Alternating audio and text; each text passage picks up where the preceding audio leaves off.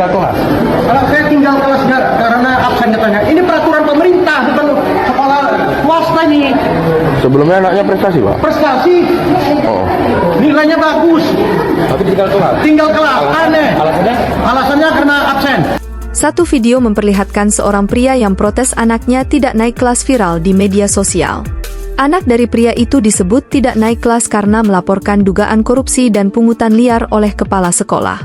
Narasi dalam video menyebut jika anak dari pria itu bersekolah di SMA Negeri 8 Medan.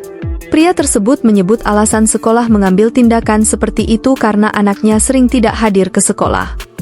Tapi tinggal kelas? Tinggal kelas, aneh. Alasannya? Alasannya karena absen. Absennya berapa, Pak? Absennya dibikin sementara peraturan dari pemerintah, dari Permendikbud, ini 25% dari jumlah setahun. Jangan dikarang-karang. Kenapa buang-buang apa? Jangan dikarang. Berarti nggak sesuai nih, Pak, ya? Nggak sesuai.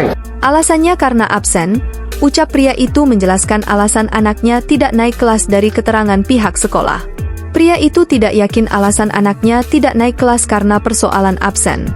Dia menduga, anaknya tidak naik kelas karena dia pernah melaporkan kasus dugaan korupsi dan pungutan liar, pungli, kepala sekolah. Karena saya melaporkan kepala sekolah kasus korupsi dan pungutan liar, ucap pria itu. Ada dugaan apa nih, Pak? Dugaan apa, Pak? Karena saya melaporkan kepala sekolah. Oh iya, Pak. Kasus apa, Pak? Kasus korupsi dan pungutan liar. Oh iya. Itu kepala sekolah ini, Pak? Sekarang ini, Pak? Pak. Ya 150 uang sekolahnya. Dan sudah banyak praktek korupsinya? Oh, banyak. Cukup. Lumayan.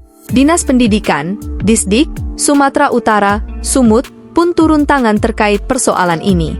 Disdik akan mengecek sistem yang digunakan sekolah sehingga ada siswi yang tinggal kelas.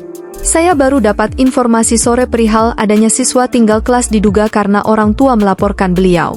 Memang benar ada laporan orang tua siswa, namun apakah karena itu perlu kita cross-check kebenarannya? Kata Kabid SMA Disdik Sumut, Basir Hasibuan, Sabtu, 22 Juni 2024.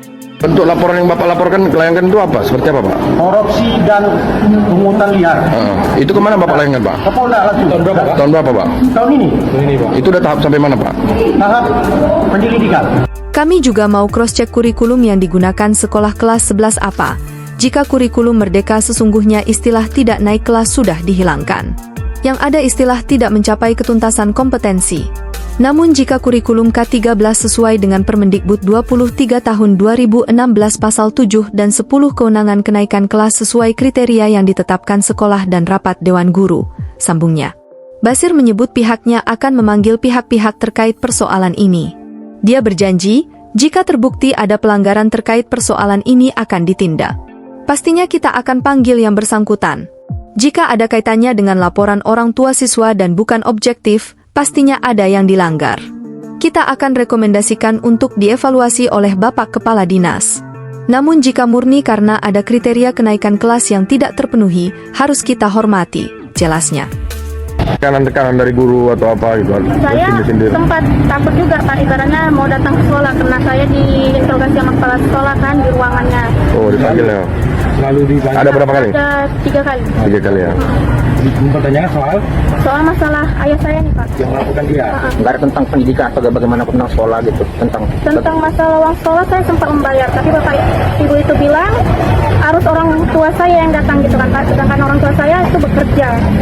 Ya saya minta tolong aja lah kan gitu, Pak. Kalau supayanya kesalahan saya apa gitu kan. Nilai saya bagus semua gitu kan. Semester lalu pun nilai saya agak ada tinggal 10 gitu. Kenapa saya bisa ditinggal kelas, Pak? Sedangkan nilai saya di sekolah bagus.